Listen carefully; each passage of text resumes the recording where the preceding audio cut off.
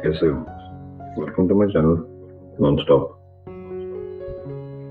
खुद की इज्जत, खुद की खुददारी और अपने आप को समझना और अपने आप से प्यार करना सेल्फ एस्टीम कहलाता है।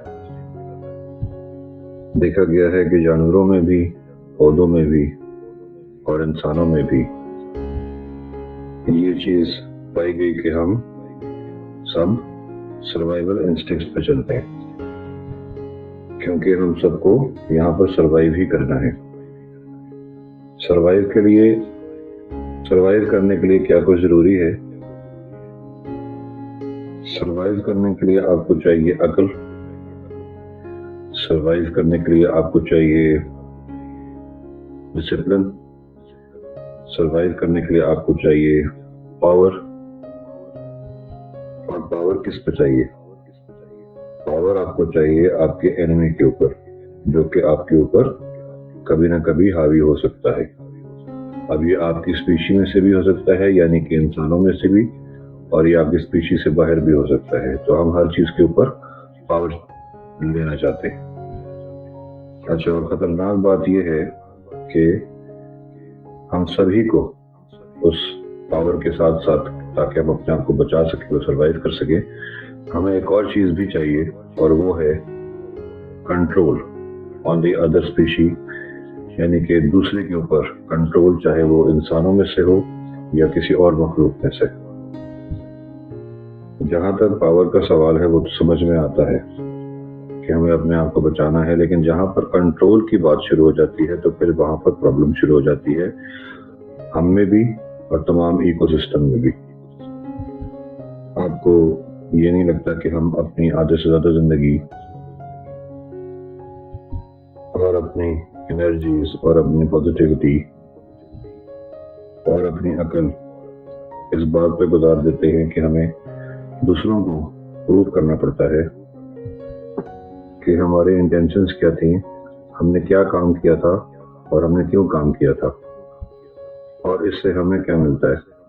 हमें इससे मिलता है validity from the other person, यानी कि अपने ज़ात के खुद के होने का एहसास हम खुद को ही नहीं दिला सकते, उसके लिए हमें दूसरे सहारों की जरूरत पड़ती है। फोक्स में अपने आप को समझने की बात इसलिए भी करता हूँ बिकॉज की जितनी भी बुराइयां हमारे माशरे में हैं वो इस वजह से हैं, या तो हम अपने आप को बहुत ज़्यादा कमतर महसूस करते हैं, या हम अपने आप को बहुत ज़्यादा कमतर महसूस करते हैं।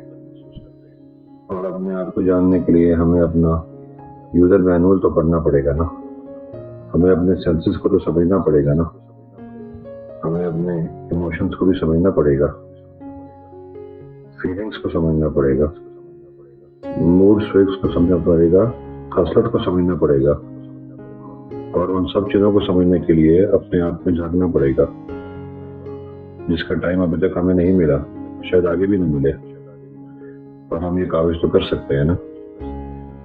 जब हम ये काविश करना शुरू करते हैं अपने आप को समझने की, हम जो सोचते हैं अपने बारे में वो हमारी परसेप्शन है, जो अभी तक हमने नॉलेज हासिल किया है, या हमारा ब्रॉटअप है, पैदाइश के बाद हमारे साथ जैसा सलूक हुआ, अच्छाई में बुराई में, वो सभी प्रेजेंट छोड़ जाता है हमारे दिमाग में।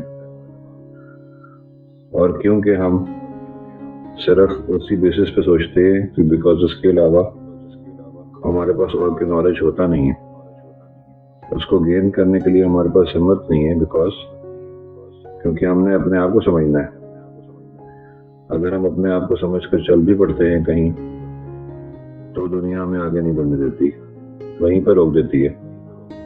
और वो कैसे रोकती है? आपकी सेल्फ एस्टीम पर हमला करके। वो इतना ज्यादा आपकी सेल्फ एस्टीम को लो कर देते हैं, आपकी खुद इरादी को, आपकी इज्जत नफ्स को, कि आप अपने आप का वजूद भी वहां पर मौजूद नहीं समझते कि आप हैं भी कि नहीं। ये जो फीलिंग है, इसका जो एहसास है, ये शुरू होता है और जिसको कहते हैं हम फियर ऑफ रिजेक्शन, यानी कि धुतकारे जाने का खौफ, ठुकराए जाने का खौफ, कि हम कहीं पे धुतकारे ना जाएं। पहले हमें वैलिडेशन की मुसीबत पड़ी हुई थी, अब हमें مصیبت پڑی ہوئی ہے کہ ہم کہیں دھتکارے نہ جائیں.